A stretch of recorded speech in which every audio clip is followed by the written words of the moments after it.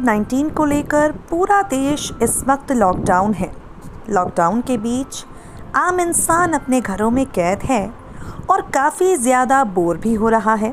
खैर, आपकी बोरियत को दूर करने के लिए हम अपनी रिपोर्ट्स के ज़रिए आपके पसंदीदा सितारों से जुड़ी कुछ बेहद दिलचस्प कहानियाँ आप तक पहुँचाते हैं।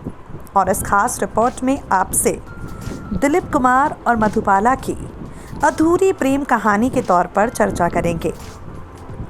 दिलीप कुमार ने अपनी biography the substance and the shadow में मधुबाला के साथ अपने प्रेम का जिक्र किया है।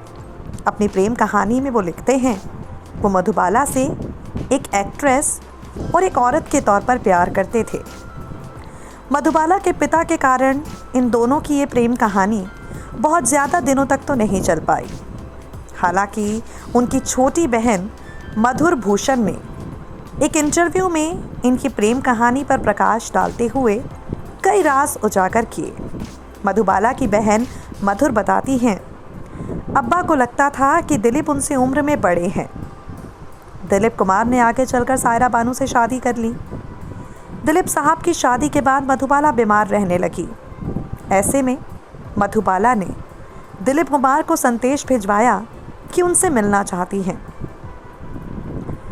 मीडिया रिपोर्ट्स की माने तो जब दिलीप कुमार मधुबाला से मिलने गए तब तक मधुबाला बेहद कमज़ोर हो चुकी थी, मगर दिलीप साहब को अपनी आंखों के सामने देखकर काफ़ी खुश हुई और दुखी भी। उस दिन मधुबाला के चेहरे पर एक फीकी सी मुस्कान थी।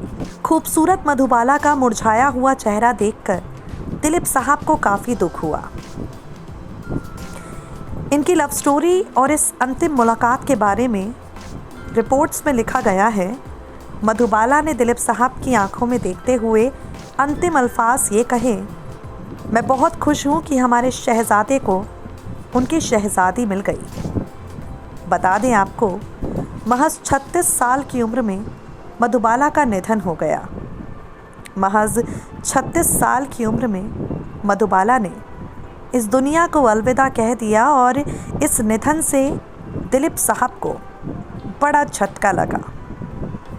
दिलीप साहब आज भी मधुबाला के घर में हुई ये अंतिम मुलाकात नहीं भूले। आपको बता दें, मधुबाला का हर रिश्ता बिगड़ा और जिम्मेदार सिर्फ उनके पिता रहे, ये कहा जाता है।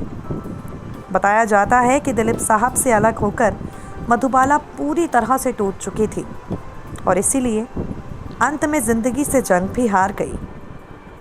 नेक्स्ट 9 न्यूज़ से मेघा की रिपोर्ट।